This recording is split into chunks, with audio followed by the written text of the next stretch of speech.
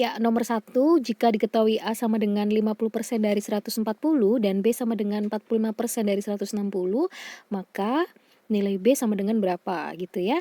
Kita hitung dulu nilai A sama dengan 50%, berarti kan 50 per 100 dari 140 itu artinya kali 140 ya, 50% kali 140, nolnya bisa kita coret. Jadi tinggal 5 kali 14 sama dengan 70.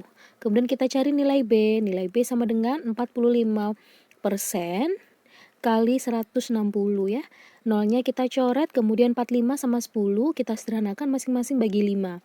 45 bagi 5 itu 9, 10 bagi 2 itu 10 bagi 5 sama dengan 2 ya. 16 bagi 2 sama dengan 8.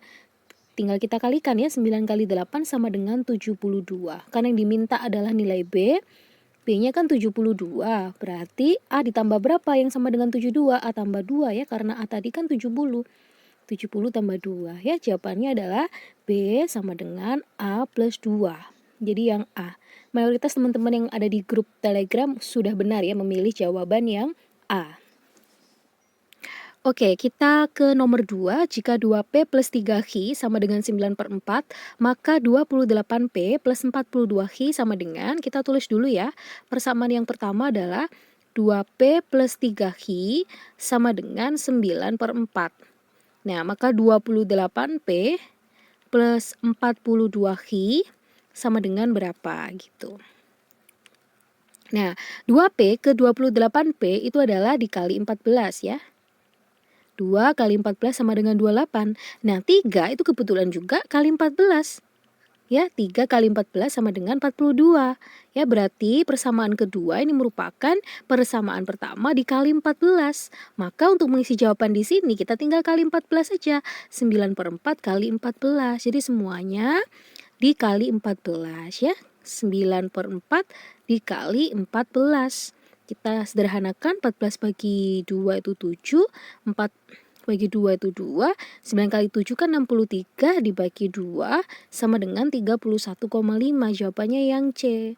Nah, jika 4A kuadrat plus 81B kuadrat sama dengan 625 dan 2A plus 9B kuadrat sama dengan 733, maka nilai AB adalah, masih ingat ya, bentuk A plus B kuadrat itu kalau dijabarin kan hasilnya A kuadrat plus B kuadrat plus 2AB. Ya, nah dari sini ini kita jabarin saja. 2A plus 9B kuadrat itu akan sama dengan 2A kuadrat, hasilnya 4A kuadrat ya. 9B kuadrat sama dengan 81B kuadrat. Kemudian 2AB berarti kan 2 kali 2A kali 9B ya, sama dengan 36AB. Ya, ini sama dengan berapa tadi di soal? Sama dengan 733. Gitu kan? 4A kuadrat tambah 81B kuadrat sudah ada di soal sama dengan 625. Maka kita tulis saja 625 plus 36AB sama dengan 733. 36AB sama dengan 625 pindah ruas jadi pengurangan ya. 733 min 625. Maka 36AB sama dengan, ini dikurangi sama dengan berapa ini?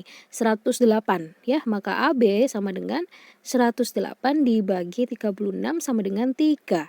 Di jawabannya adalah yang A, 3. Oke, soal selanjutnya kita ketemu deret angka ya, deret angka yang angkanya relatif besar ya, ribuan.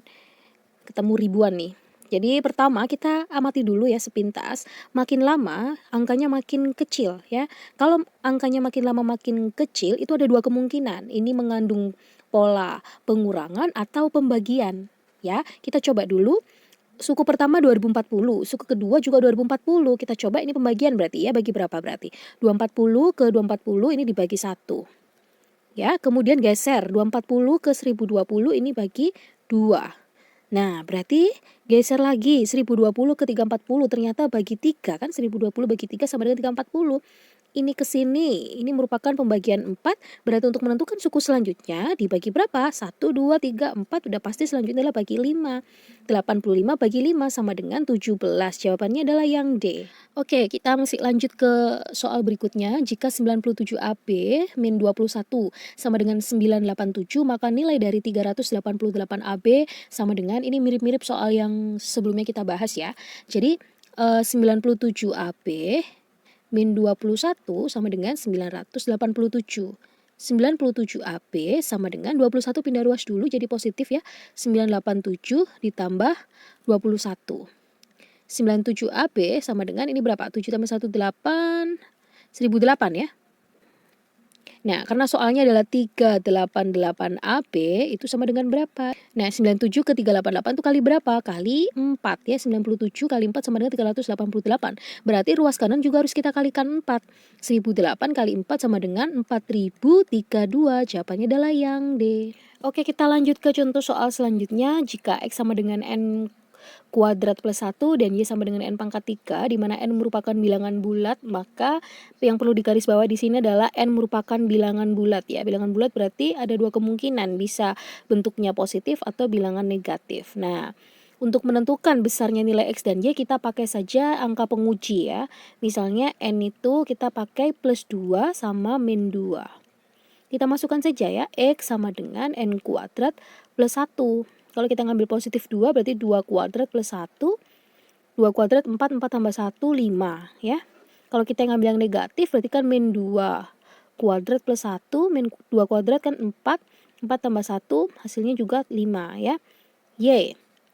Y-nya adalah N pangkat 3. Kita ambil saja 2 pangkat 3 sama dengan 8.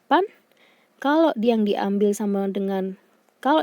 adalah negatif 2 pangkat 3, hasilnya adalah min 8 ya. Kenapa min 8? Kalau kita uraikan min 2 kali min 2 kali min 2. Min 2 kali min 2 kan 4, 4 kali min 2 sama dengan min 8 ya.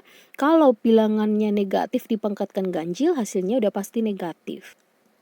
Nah, kita bandingkan saja ya, ketika kita ngambil yang positif itu kan X-nya 5, Y-nya 8, berarti X kurang dari Y. Kalau misalnya kita ngambil yang negatif, X-nya 5, Y-nya min 8, maka X lebih dari Y ya. Karena hasilnya tidak menentu, maka X dan Y tidak dapat ditentukan. Oke, ke contoh soal terakhir, kita ketemu deret angka lagi di mana deret angka ini termasuk angkanya relatif besar ya, karena sampai ratusan ribu. Nah, dilihat sepintas itu angkanya semakin ke kanan semakin mengecil. Ingat kalau mengecil ada dua kemungkinan ya.